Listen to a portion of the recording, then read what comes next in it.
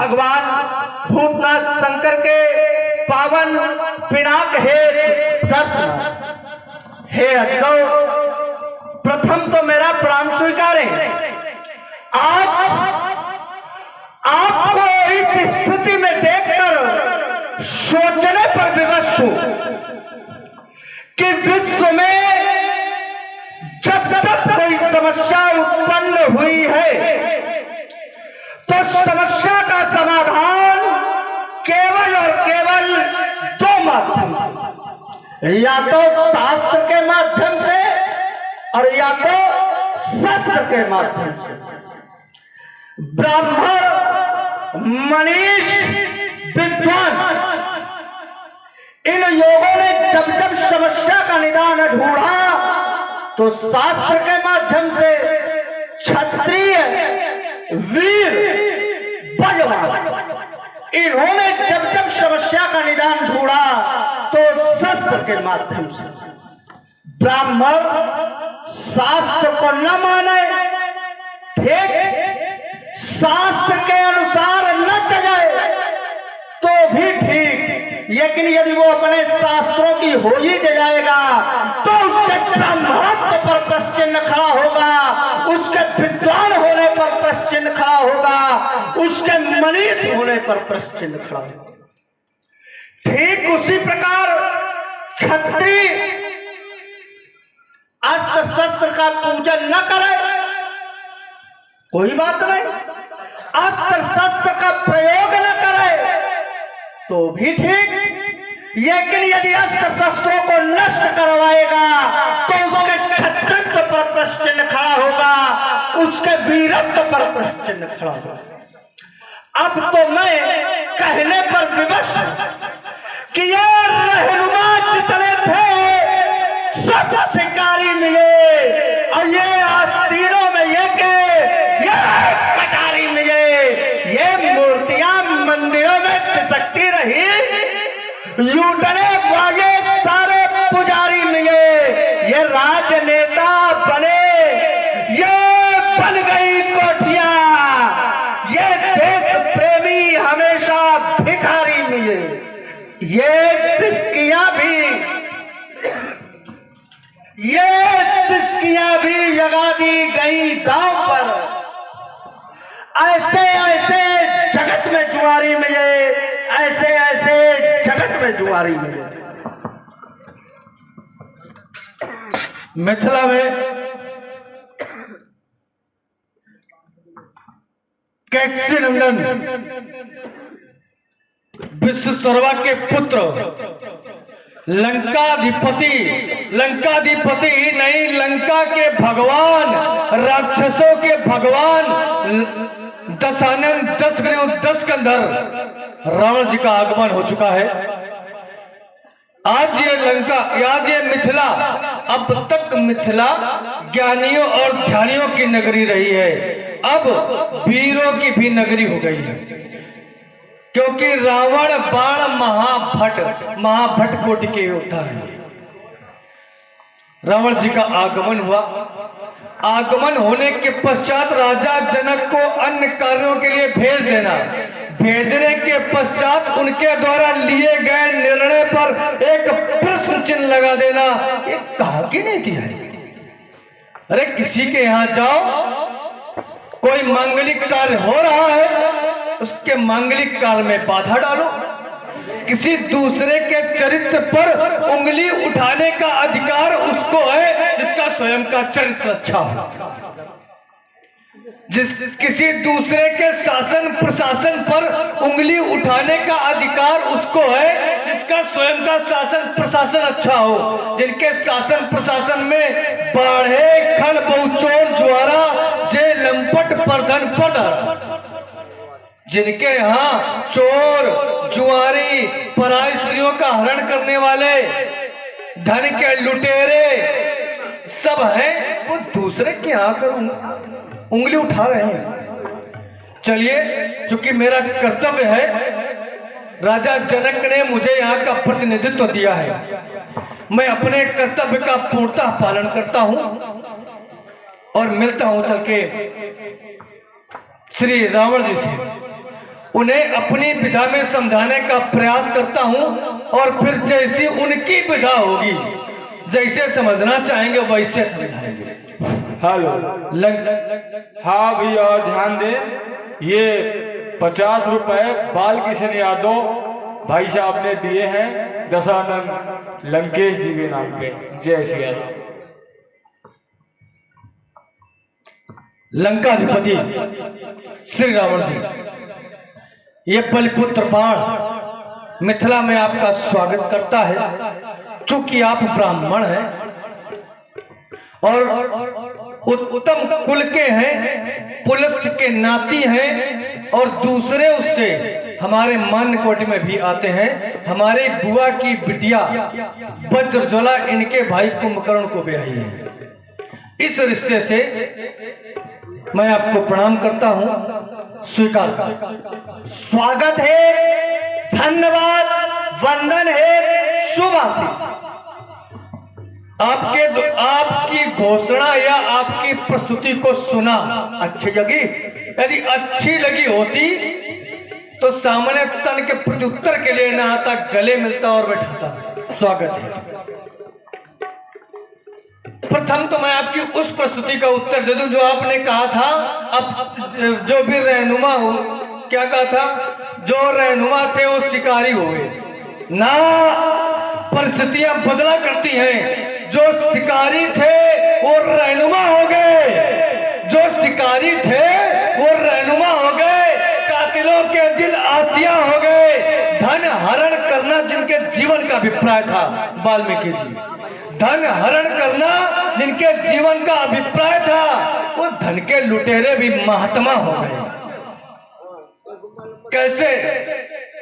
जो शिकारी थे हमारे पर बाबा प्रहलाद दैत्यवंशी, उन्होंने बिल्ली के बच्चों को कुम्हार के आवे में जलते हुए देखा, उनका हृदय द्रवित हो गया। जो शिकारी थे वो रहनुमा हो गए। विनती की, उन्हें आना पड़ा बिल्ली के बच्चों को निकालने के लिए।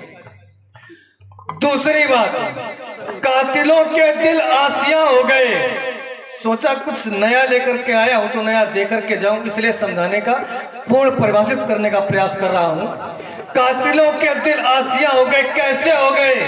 एक बार माता अदिति के गर्भ में, जब भाई अदिति के यहाँ सब दैत्य ही पैदा होते थे, अदिति के यहाँ सब दैत्य पैदा होते थे। उन्होंने सोचा हम भी कोई देवताओं के तुल्य संतान उत्पन्न करें। जब उत्पन्न करने की बात आई, उनके गर्भ में जो पुत्र था, इंद्र आए, बोले हम आपकी रक्षा करेंगे, रखवाली करेंगे। इस बहाने इंद्र ने क्या किया? एक दिन माता को निद्रा आ गई, इंद्र ने उस गर्भ में पल रहे बच्चे के 7 टुकड़े कर दिए और 7 टुकड़ों से भी जब मन नहीं भरा तो एक के 7 अर्थात 7 49 टुकड़े कर दिए। जब 49 टुकड़े हो गए, माता की निद्रा खुली, माता को क्रोध आया। जब माता को क्रोध आया तो इंद्र ने स्वयं उन्हें देव तुल्य बना दिया, मरुत 49 हो गए। तो जो कातिलों के दिल आसिया हो गए। और वाल्मीकि का प्रसंग तो हम बता चुके हैं। आपने कहा, अब आते हैं आपकी धारा में। आपने कहा कि जब जब सृष्टि पर समस्या आई तो समस्या का निराकरण 2 माध्यम से। यदि ब्राह्मणों ने समस्या का निराकरण किया तो शास्त्र के माध्यम से, यदि क्षत्रियों ने समस्या का निराकरण किया तो शस्त्र के माध्यम से। प्रथम तो कह दूं कि आवश्यकता आविष्कार की जननी है। आज भी क्षत्रिय शस्त्र के माध्यम से शस्त्र की समस्या का निराकरण करने का प्रयत्न कर रहे हैं। और रही बात ब्राह्मणों की, रावण जी कभी कभी परिस्थितियां ऐसी आ जाती हैं कि ब्राह्मणों को भी शस्त्र उठाने पड़ते हैं शस्त्र की समस्या का समाधान करने के लिए, और ब्राह्मणों को दूसरा माध्यम अपनाना पड़ता है। जैसे त्वष्टा ऋषि, त्वष्टा विश्वकर्मा जब उनके पुत्र विश्वरूप का इंद्र के द्वारा वध कर दिया गया तो क्रोध में आकर शास्त्रों का सहारा तो लिया उन्होंने, किंतु किया क्या? क्रोध और भावावेश में आकर किए गए कार्य सदैव अनिष्टकारी होते हैं। वृत्रासुर नाम का दैत्य पैदा कर दिया। वृत्रासुर नाम का दैत्य उत्पन्न हो गया। जब वृत्रासुर उत्पन्न हुआ तो वृत्रासुर ने किया क्या? सृष्टि की समस्या बढ़ाई कि सृष्टि की समस्या कम की? प्रतिदिन एक एक व्रत बढ़ने लगा, पूरी पृथ्वी को आच्छादित करने लगा। सृष्टि की समस्या बढ़ गई। शास्त्रों का प्रयोग तो किया समस्या का निराकरण करने के लिए, किंतु हुआ क्या? सृष्टि की समस्या कम होने के बजाय बढ़ गई। अल्प विराम के साथ चाहता हूँ आगे की बात। शुरुआत वहीं से करता हूं जहां से आप शुरू। आप जैसे लोगों से अपेक्षा यही है। आपने कहा कि स्वयं के यदि आचरण अच्छे हो तो वो दूसरे पर टीका टिप्पणी करे, तो रावण और क्या जनक समान है ना? रावण है दुष्टात्मा और जनक का है पुण्यात्मा, धर्मात्मा, महात्मा, योगी। अयोगी कर का रहा है?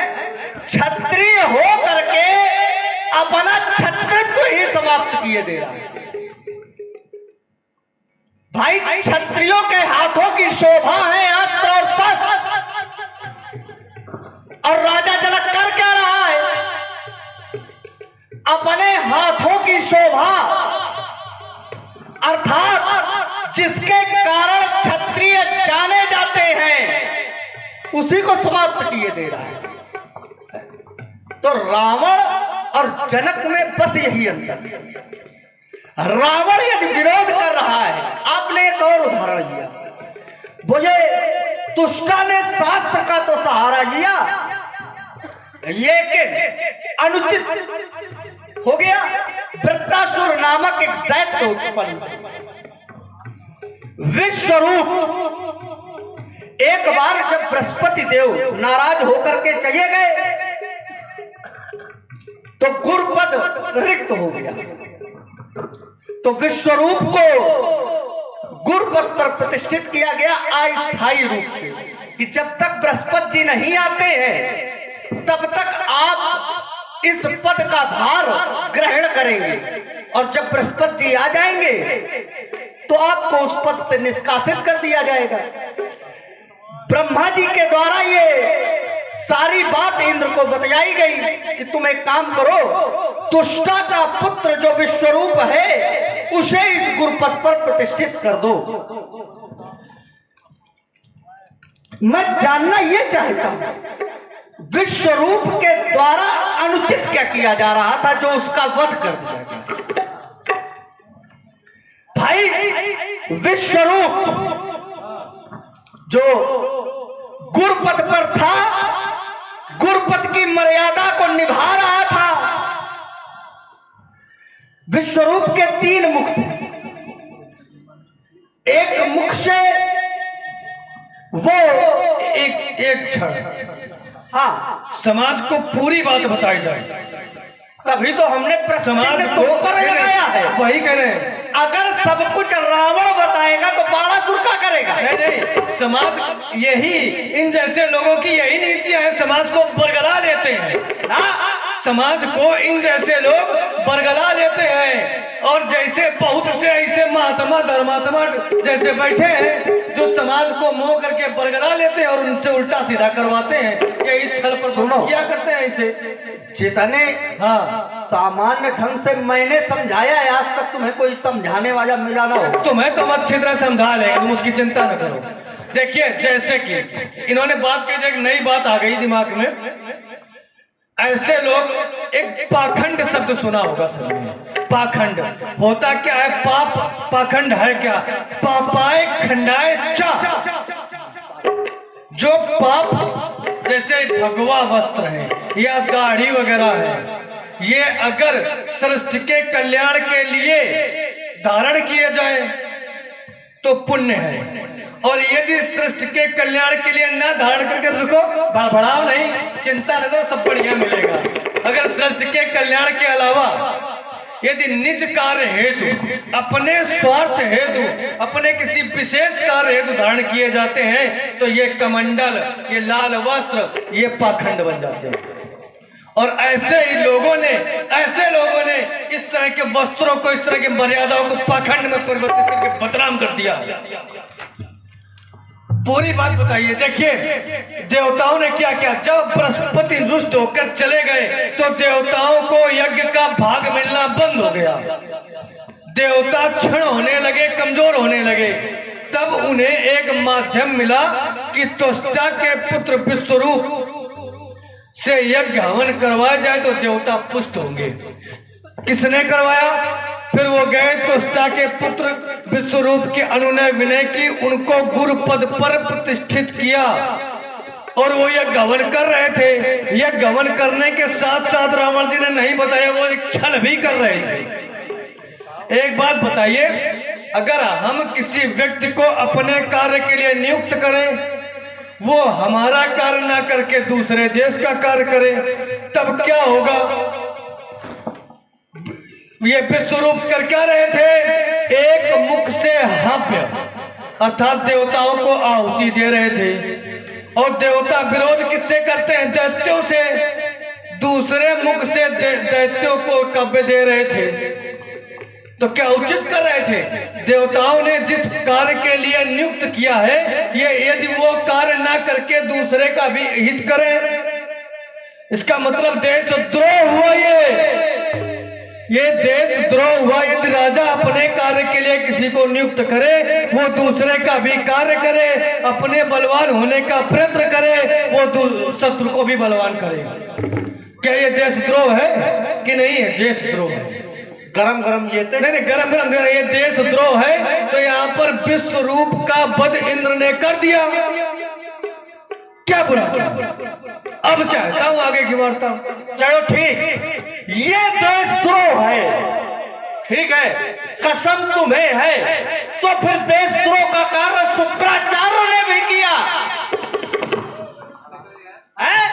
बृहस्पति के पुत्र कच्छ।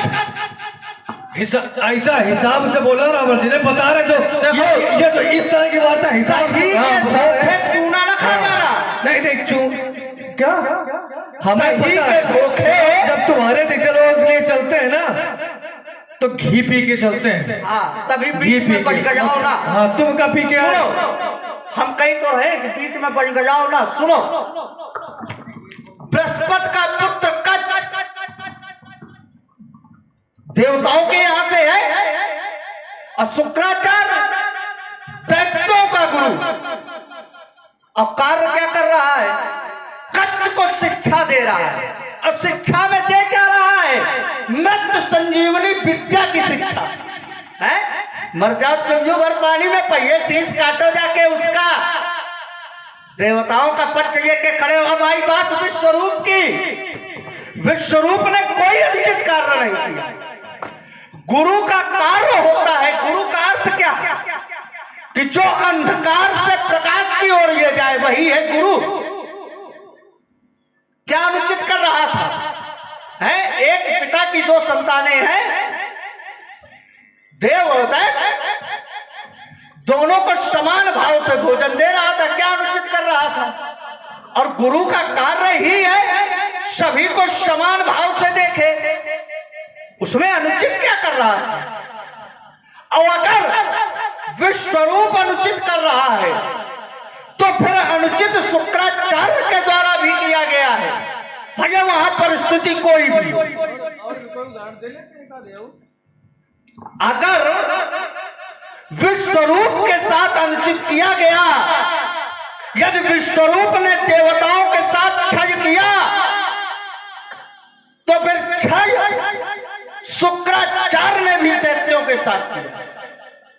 आज राम के साथ आप किया थोड़ा 10-10 ऐसे धारण किए हो, एको का दिमाग लगा लेते। तभी हम एको का दिमाग लगा लेते। सुनो, अब रुक जाओ, बोलो, रुकाओ, लेकिन बढ़िया बोलो। बोलो, उतनी देर से रायता फैला रहे थे, कम बोलो। बोलते थे, हम सोच रहे हैं शायद रुको, बीच बीच हमें रोकना पड़ रहा है इनको। समस्या ये है ना कि तुम्हारा माथा समेट रहे हो। तो सुनो, अब देखिए उस बात को भी हम पूरा करेंगे जो इन्होंने कच्छ की बात की है, उसे पूरा करेंगे कि तू कच्छ। अब जैसे कह देंगे अभी कि कोई वैद्य दूसरे मरीज को ठीक करे, दूसरे दे, अरे देखिए परोपकार और कल्याण की बात अलग है, लेकिन यदि हम अपने देश के कार्य के लिए किसी को रखें, वो दूसरे देश का कल्याण करे तो मुखबिर होगा। राजा भी हो, शासन प्रशासन चलाते हो नहीं चलाते हो, एक नियमावली सुनो, रुक जाओ, बढ़ाओ नहीं, रुको तो धड़कन न बढ़ाओ नहीं। हाँ। राजा हो, शासन प्रशासन, विश्वरूप करे तो अनुचित और शुक्राचार करे तो उचित। नियमावली तुम्हारी बनाई हुई है, हमारी बनाई हुई थोड़ी ना है। एक नियमावली हमारी नहीं बनाई हुई है, एक ग्रंथ में नियमावली कूट शासन कर्तव्य प्रकृति नाम, कूट शासन कर्तव्य प्रकृति नाम ब्रह्म ब्राह्मण स्त्री बाल हंत्यात विषयता। अर्थात यदि देश का विरोधी हो, छल प्रपंच से शासन करता हो, देश द्रोह करता हो, ब्राह्मण स्त्री और बालकों की हत्या करता हो, तो राजा को पूर्ण अधिकार है कि उसे मृत्युदंड दे दिया जाए। राजा को पूर्ण अधिकार है मृत्युदंड देने का। तो विश्वरूप कर क्या रहे थे? विश्वरूप क्या कर रहे थे? दूसरे भाई हमने नियुक्त किया है अपने निजी कार्य के लिए, वो भी बलिष्ठ करने के लिए, पुष्ट करने के लिए।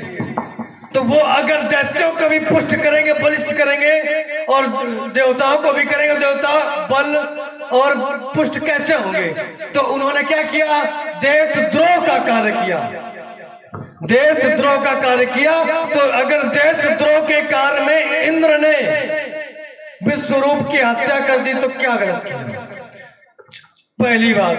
अब दूसरी बात, वहां आते हैं, आपने कच्छ की बात बहुत बड़े चालाकी से अधूरी बात कही के समाज को बरगला लेते हैं एकदम। क्या कच्छ अपना पहले ढूंढते हैं? नहीं, क्या कच्छ मत संजीवनी विद्या मांगने गया था ना? अध्ययन कर लेते पूरा। शुक्राचार्य ने उसको शिक्षा दी क्या? रुक जाओ पहले, नहीं सुपर, हमें इसका उत्तर दे दो, हमारी बात का उत्तर है। पूरी बात बताने दो, उत्तर अपने आप निकल आएगा। सुधी समाज बैठी है, जितने लोग बैठे हैं, सुधी जन बैठे हैं, ये अपने आप उत्तर निकाल के दे देंगे तुम्हें। एक बार जब ये युद्ध होता था, चूंकि देवताओं को अमृत दिया गया था, छल के कारण हमसे विरोध, हमसे छल करके दिया गया था। मैं दैत्य हूं, हमसे विरोध करके इन देवताओं को अमृत दे दिया गया था। देवता अमर हो गए थे, उसमें बहुत देवता ऐसे बचे थे जो अमर नहीं हो पाए थे, बाद में निकल के आए, अमर नहीं हो पाए। तो हमारे गुरु थे शुक्राचार्य, गुरु थे नहीं, गुरु हैं, हमारे गुरु हैं शुक्राचार्य। नहीं थे, बात पकड़ने के लिए ना तैयार हो पंडित? हाँ सुनो, वही कह रहा हूं, थे तो नहीं, हम थे नहीं, पर हमने तुरंत सुधार भी किया कि हैं। हम सोचे साथ रही खाए, नहीं तो सोचे, तो ऐसे पंडित सोचे तेरा ही खाए, हमें लुटिया न मिली, तेरा ही कैसे हो गए? लुटिया की चिंता कर रहे हैं ऐसे लोग हैं। तो जब ये योजना हुई तो जो देवता मारे जाने लगे, तो ये दैत्यों के पास से मृत संजीवनी विद्या थी। शुक्राचार्य जी जीवित कर लेते थे दैत्यों को। तब इन्होंने सोचा, योजना बनाई कि शुक्राचार्य से मृत संजीवनी विद्या कैसे सीखी जाए। तो लोग बृहस्पति के पुत्र कच्छ के पास गए। कच्छ सुंदर भी, गुणवान भी, शीलवान भी और विद्यावान भी। कहा गया कि कच्छ किसी तरह से मृत संजीवनी विद्या सीख आएगी।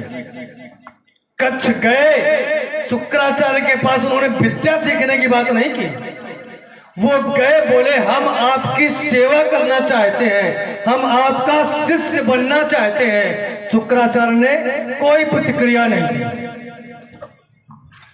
शुक्राचार्य ने जब कोई प्रतिक्रिया नहीं दी तो हुआ क्या? उनकी गाय चराने लगे।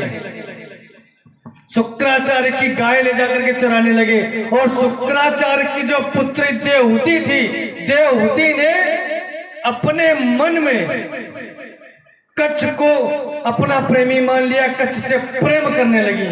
जब दैत्यों को पता लगा कि ये बृहस्पति का पुत्र, और कच्छ ने स्पष्ट कहा था शुक्राचार्य से कि मैं देवगुरु बृहस्पति का पुत्र हूं, आपके पास शिक्षा ग्रहण करने आया हूं, आपका मैं शिष्य बनना चाहता हूं। शुक्राचार्य ने स्वीकृति पूर्ण रूप से नहीं दी। जब ये कच्छ गए थे गाय चराने, दैत्यों ने सोचा कहीं गलत ना हो जाए, ये विद्या ना सीख जाए। दैत्यों ने कच्छ को मारकर कुत्तों को खिला दिया। जब कुत्तों को खिला दिया और शाम हो गई, रात होने लगी और कच्छ घर नहीं आया, तब देवहूति को चिंता हुई। उन्होंने पिता से जिद की, कच्छ को जहां भी है बुला के लाओ, कच्छ को ढूंढ के लाओ। उन्होंने मंत्र का जप किया। कहा पुत्र कच्छ उत्पन्न हो, प्रकट हो। तो शुक्राचार्य वो उन कुत्तों के अंदर से निकलकर जुड़ करके जीवित हो गए। कच्छ ने बताया कि मैं गाय चरा रहा था, गाय चराते चराते दैत्यों ने आकर मुझ पर आक्रमण कर दिया। इसके बाद क्या हुआ पता नहीं। फिर एक बार, दूसरी बार फिर जब कच्छ गाय चराने गए तो गाय चराते हुए फिर दैत्यों ने आक्रमण कर दिया। क्योंकि दैत्यों को ये इस बात का डर था कि कहीं कच्छ मृत संजीवनी विद्या ना सीख जाए। अगर सीख गया, भाई जब सेवा करते रहेंगे, करते रहे, कभी न कभी तो गुरु को दया आएगी आएगी। कच्छ का ये माध्यम था। शुक्राचार्य ने ना गलत किया था, ना कच्छ ने गलत किया था। रुक पूरी बात बता। देखो कथा सुनाए को फायदा है नहीं, 2 मिनट में दे रहे कथा बोलोगे भाई।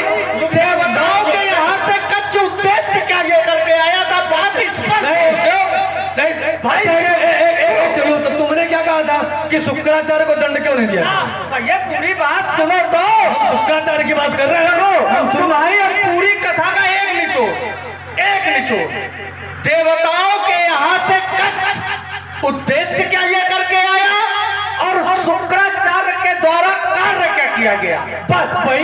हम बीच की कथा सुनो, पीछे कथा से तो हमहू को पता है कि पेट में चलेगे, पेट फाड़ोगा, ये सब पता है, लेकिन उद्देश्य क्या है, बात है उद्देश्य की। नहीं वहाँ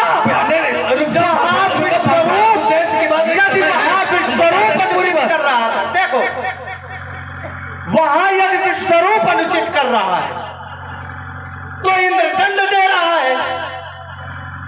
और यहाँ पूरी बात सुनो, फिर हम सुनेंगे तुम्हारी। अभी तक सुनते आए, अभी और सुनेंगे। यहाँ जब वो आया तो देवताओं के यहाँ से उद्देश्य क्या लेकर के आया, सुनो तो। देवताओं के यहाँ से उद्देश्य लेकर के आया कि मृत्यु संजीवनी विद्या सीखनी है। किससे? शुक्राचार्य से। गया कहा? दैत्यों के पास। दैत्यों ने अनुचित नहीं किया। दैत्यों ने देखा कि आज एक देवता का पुत्र आया है, धीरे धीरे सब आ जाएंगे और करेंगे क्या समाप्त। तो दैत्यों ने उसका वध कर दिया। अब तुम कह रहे हो यदि वो शिष्य नहीं था, नहीं रुक जाओ, सुनो, उनकी पुत्री से उसके संबंध थे, तो उन्होंने जीवित कर दिया।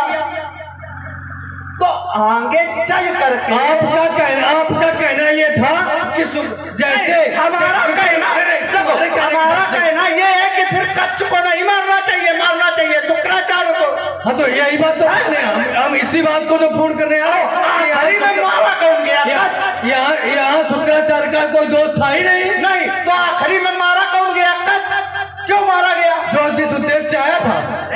फिर वही बात, जो जिस वहाँ फिर वो उस उद्देश्य से आया था, तो फिर यहाँ विश्वरूप का वध नहीं होना चाहिए।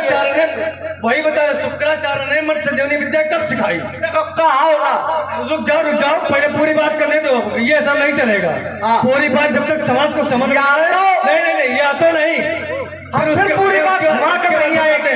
आएंगे नहीं। जब ये होने के बाद दैत्यों ने एक बार क्या किया, कच्छ को मार करके, जला करके, उनकी राख को मदिरा में मिला करके शुक्राचार्य को पिला दी। अभी तक शुक्राचार्य ने अमृत संजीवनी विद्या सिखाई ना, इस तरह का कोई प्रयत्न किया। हाँ ठीक। जब पुनः नहीं आया, कच्छ नहीं आया, जब देवहूति ने इस बात के लिए कहा, जब कहा तो उन्होंने जाना कि पेट में मेरे कच्छ है। अब अगर बाहर आता है तो या तो हम मरेंगे या कच्छ। तब रुक जाओ, भड़बड़ाओ नहीं। जब इस बात की बात आई कि कच्छ क्या करेगा, तब उन्होंने कहा ऐसा है, मैं तुम्हें अमृत संजीवनी विद्या सिखाता हूँ। क्यों सिखाई कि अगर शुक्राचार्य मर जाते तो दैत्यों की हानि होती। हाँ ठीक ठीक। तो उन्होंने मत संजीवनी विद्या सिखाई और ये कहा तुम मुझे मेरा पेट फाड़ के बाहर आ जाओ, मुझे जीवित कर दो। हाँ, मत संजीवनी विद्या से मुझे जीवित करो। हाँ ठीक। कच्छ की ईमानदारी ये कि मत संजीवनी विद्या सीखने के बाद बाहर आया, दूसरा होता भाग जाता। ठीक नहीं, कोने हटो पहले, इतने कोई सुनेगा नहीं। बड़े बड़े सुनते हैं तुम क्या? अरे वो बड़े बड़े तो सुनते रहे, बड़े बड़े सुनेंगे। तो यहाँ पर दोस्त क्या कर, फिर और इसके आगे की बात है, थोड़ी सी छोटी बात। जब जब जब इन्होंने कहा, कच्छ देवहूति ने कहा कि मैं आपसे विवाह करना चाहती हूँ, कच्छ ने तुरंत हाथ जोड़ा और कहा कि तुम इनकी संतान हो, ये तुम्हारे पिता हैं, मैं भी इनके पेट से पैदा हुआ हूँ, अर्थात मेरे भी पिता तुल्य हैं। पिता तुल्य नहीं, पिता है ये। जब ये पिता है और तुम इनकी पुत्री हो, तुम मेरी बहन हुई, मैं बहन से विवाह नहीं कर सकता हूँ। तो देवहूति ने श्राप दिया कच्छ को कि तुम इस विद्या को भूल जाओगे, अमृत संजीवनी विद्या को। तो उसके बदले में कच्छ ने श्राप दिया कि तुम्हें कोई ब्राह्मण पुत्र वर्ण नहीं करेगा, ब्राह्मण से तुम्हारा विवाह नहीं होगा। यहाँ किसका दोष है? न शुक्राचार्य का, न कच्छ का। फालतू की गिनती। अब सुनो, फालतू गिनती रही कि न रहे भाई। वहां अगर तुम उद्देश्य से बता रहे हो कि विश्वरूप को अगर कुरपद पर प्रतिष्ठित किया गया, तो इंद्र ने उद्देश्य बनाया या उन देवताओं के मन में ये था कि ये सिर्फ और सिर्फ देवताओं को भोजन दे। बारे में समझने का प्रश्न कर, ये पूरी बात सुनो, यही तो फंसाओ है, बात को समझाओ है। वहां उद्देश्य है कि विश्वरूप यदि कराए तो सिर्फ देवताओं को भोजन दे। तो फिर फिर क्यों पुत्री के मोह में आकर के, अरे एक बार जीवित कर दिया था, जब शिष्य नहीं बनाना था तो उसको भगा देते भाई। जब शिष्य नहीं बनाना था तो उसे भगा देते ना। जब दोबारा वध किया गया, दैत्यों को समझाया, और समझाया तो ये नहीं कहा, समझाया तो बताया कि मेरा शिष्य है, ये किसी का हित नहीं चाहता है? अब फिर जब दोबारा दैत्यों ने मारा कि अरे ये देवताओं को शिष्य बना रहे हैं, अनुचित कर रहे हैं, तो दैत्यों ने कच्छ को मार दिया। ठीक किया तुम्हारे अनुसार भाई। जब इस फंसाने का जबरदस्ती बरगलाने का प्रयास करो, बरगलाने का समस्या ये है कि फंसी हुई बात में तुम उलझ रहे हो। हम फंसी बात बोल रहे हैं, जितनी कथा सुनाओगे 2 मिनट में फंसोगे। अरे फंसने की बात है नहीं भाई, इधर कल्याण है, उधर प्रतिरोध है। कहाँ प्रतिरोध है? कहाँ का कल्याण है? तुम वहां भी कल्याण है। अच्छा लेना और शिक्षा, गुरु का कार्य क्या है? सभी को समान भाव से देखना। ब्राह्मणों तुम वो भी तो कल्याण कर रहा है। कौन? वो सभी। एक बात बताओ, अगर हम अगर ये अनुचित है, अगर ये अनुचित नहीं है, तो फिर एक वैद्य के द्वारा, वैद्य पर आएंगे जरूर, आगे देखो तो। अरे बड़े आ नहीं जाते। जब तुम्हारे जैसे लोग फंसते हैं तो ऐसे ही आते हैं। सुनो तो, एक वैद्य के द्वारा शत्रु पक्ष की मदद की गई। एक वैद्य के द्वारा शत्रु पक्ष की मदद की गई, शत्रु पक्ष के भाई को जीवित किया गया। अब बता दो अगर उस राजा ने उस वैद्य को दंड दिया हो ना। और सुनो, ऐसे नहीं हल्ला मचाते हैं, ठीक? अब वही काम तुम्हारे दैत्यों ने किया। तुम हो, उन्हीं देवताओं ने तुमसे अमृत छीन लिया, उन्हीं देवताओं की बड़ाई करते हो। पढ़ाई नहीं करते, पानी में उनकी बात नहीं करते। ऊंच निवास नीच करतूती, उन देवताओं से हमारा बैर था, है और रहेगा। अब है कहा है, ये समाज है, यहाँ पर पुत्री का विवाह है, परहेज का काम है, इसलिए पुत्री का विवाह है, परहेज का कार्य है। पुत्री के विवाह में न रावण अवरोध बना है न बनेगा। है बढ़ाता तो रावण अवरोध बना है न बनेगा। तो उसका मतलब ये है क्या कि कोई क्षत्रिय अपना क्षत्रित्व तो भूल जाएगा? अच्छा, तो अगर कोई क्षत्रिय अपना क्षत्रित्व तो भूल जाएगा तो फिर वो योगी नहीं, फिर वो राक्षस कह जाएगा, फिर वो रावण कह जाएगा। क्योंकि जो कार्य रावण के है वही कार्य वो कर रहा है? फिर जो कार्य रावण के है, अब रुक जाओ, अब रावण को कहा जाता है दुष्ट कहने क्या बात है? यहाँ राजा जनक गलत क्या कर रहे हैं? देखिए, पहली बात तो आपने कहा राजा जनक है योगी। हाँ योगी है, और ये राजा जनक के यहाँ 16 पीढ़ियों से रखे हैं। कहा गया था पूजो इनको, नेम कर मिली है, भगवान आए, और 16 पीढ़ी से आज तक भगवान नहीं आए। तो राजा जनक ने शायद सोचा हो, ये मेरा अपना विचार है, राजा जनक ने शायद सोचा हो, और ये जानते हैं, ये विश्व विदित है कि जब जब भगवान शंकर पर, उनके भक्तों पर, उनकी वस्तु पर जब जब समस्या आई है, या तो हर आए हैं या हरि आए हैं, कोई न कोई आ गया है। आज इन पर समस्या आई, कोई न कोई आ जाएगा। जब कोई न कोई आ जाएगा तो राजा जनक क्या 16 पीढ़ी दर्शन की बात थी वो शायद समाप्त हो जाए। अच्छा ये बताओ, रुक जाओ, 16 पीढ़ी से पूजे जा रहे थे, हाँ रुक जाओ, और आज तक पूजे जा रहे हैं, हाँ, और ये धर्मात्मा मानते किसको है?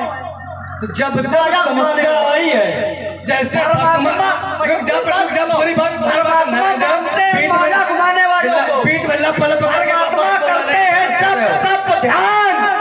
हाँ तो धर्मात्मा ये नहीं करते कि तुम आ जाओ, जब ये काम है दुष्ट आत्मा के। भगवान शंकर ने भस्मासुर को वरदान दे दिया।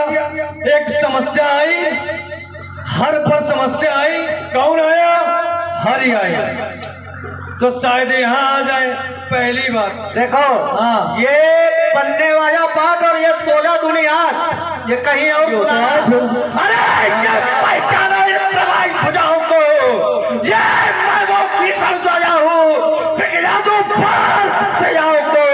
ये अमरई वालों की बरसात है, ये चढ़ चट्टाने टूटे पहाड़, ये महीनों उठे थर्राए से सुनकर रणचंडी की दहाड़, ये गौरी का वाहन गए उठे, ये दिग्दिगांत चिक्कार उठे, वो तीन नयन त्रिलोचन विश्वनाथ सो शंकर जाग उठे। फिर कयोर रत्न हिमगिर पर चढ़कर दहला दूं 10 दिशाओं को, पहचानो इन प्रबल भुजाओं को। पुलिस के पुरुष सावधान, पुलिस के पुरुष सावधान, सबसे की शान बढ़ा दूंगा और रणवासों के सोने वाले रावण रण करना तुझको सिखला दूंगा। ये 10 भुजाएं 20 काट, इन पहचानो भुजाओं को तो बोल रहे हो ना, 10 भुजाएं 20 काट, यमपुर तुझको पहुंचा दूंगा। और छेनों का पंडित जी लोहा लंगा, छेनों का ये अस्त्र शस्त्र अब मिथिला से मार भगा दूंगा। अरे मैं शंकर का परम भक्त हो सकता कभी हताश नहीं, अब रोज बना जो भी मेरा, ये सका दूसरी सांस रहे। ये किस मैया ने जन्माना हरा, मुझसे टकराने वाला, ये मैं मात का सीखा जाया, ये रुधिर पान करने वाला। अरे ये गिरजा दे आशीष बात पर चढ़ी भवानी, वो धन का तने वीर उपजी धनवानी, रखा रहे विश्व में मैंने ये और दिखाने वाला कि किस मैया ने जन्माना और मुझसे टकराने वाला। और सुन रहे आप सभी लोग महाराज दशानन और महारासुर जी का और जहाँ उपस्थित है वर्तमान समय के रामलीला जगत के बड़े ही सुयोग्य पात्र श्री रावण जी और श्री महारासुर जी। चरमरा उठे कच्चा पराज, चरमरा उठे कच्चा पराज। इस सुबह ढीले गठे मुंडों की माला बनाकर शिव को हाथ बनाऊंगा। कोपे की चंडी पीकर रुद्राज, सोते मसानों के प्रेत जाग जाएंगे। तुम भी हो जाओ मित्राल के ग्रास, मित्रा से भागने के लाले पर जाएंगे। अरे ये कसू तो के प्रयोग सभी फपक उठे, ये कसू तो शत्रुओं के सीने फट जाएंगे। ये मारू फुंकार तो ये फरीद से फटने लगे, ये टक्कर के लगने से धरा जीव उड़ जाएंगे।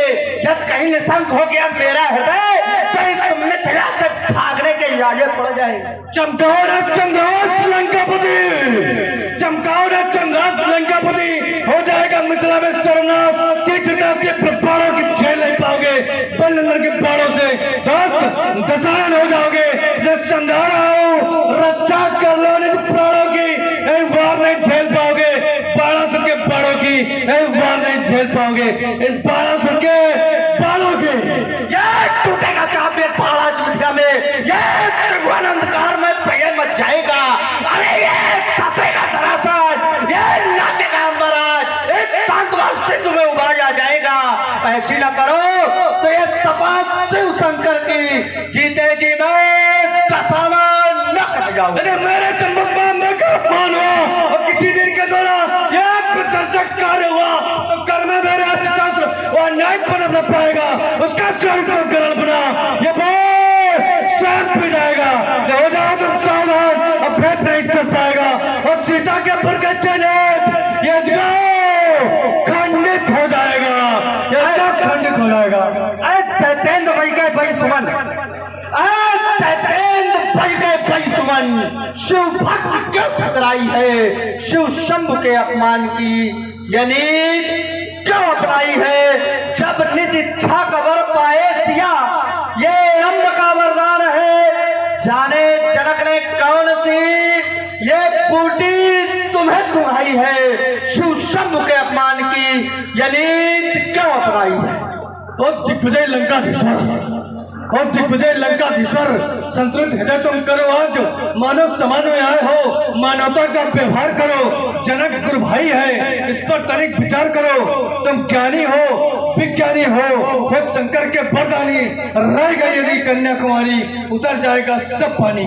कन्या को वर श्रेष्ठ मिला तो सम्मान तुम्हारा होगा, अन्यथा अपमान हमारा और तुम्हारा होगा।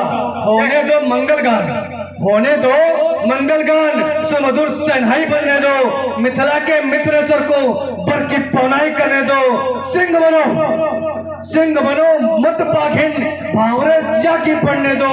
सीता के संचित अरमानों पर मत बनो गाज। और दिग्विजय लंकाधीश्वर, संतुलित हृदय तुम करो आज, संतुलित हृदय तुम करो आज, संतुलित हृदय तुम करो आज। देखो हमने संतुलित हृदय कर लिया, ठीक, हमने लगाया इन पर प्रतिबंध, तो अब तुम हो प्रतिबंध के विरोध में। बिल्कुल लगाओ हाथ, क्या करियो? देखो सर उधर, हाँ, उधर उधर, बूढ़े न मिलोगे। कितन के करे हो? सही बताओ। वो समय नहीं, और परिस्थिति बताती कि कितने का किया है और कितने का करना है। प्रतिभट खोजत कतऊ न पावा। आज तक प्रतिभट संकोट का योद्धा तो मिला नहीं। गाजर मूरी खोदते तोड़ते काटते घूमते रहे हो। बढ़ो इधर, सुनिए। अब अभी कह रहे थे महाभट, तो आज तो मिला है, मिला है, कभी नहीं मिला। प्रतिभट खोजत कतऊ न पावा। देखो एक बार यहाँ बैठी हुई समाज, रुक जाओ, सभी अपने हाथ ऊपर करके, संकेत हो चुका है। चलिए सभी अपने हाथ ऊपर करें और प्रेम से बोले भगवान शंकर की जय हो, जय जय भोलेनाथ की जय हो, जय हो, सरकार की जय हो, योगेश्वर सरकार की जय हो, अपने अपने माता पिता की जय हो।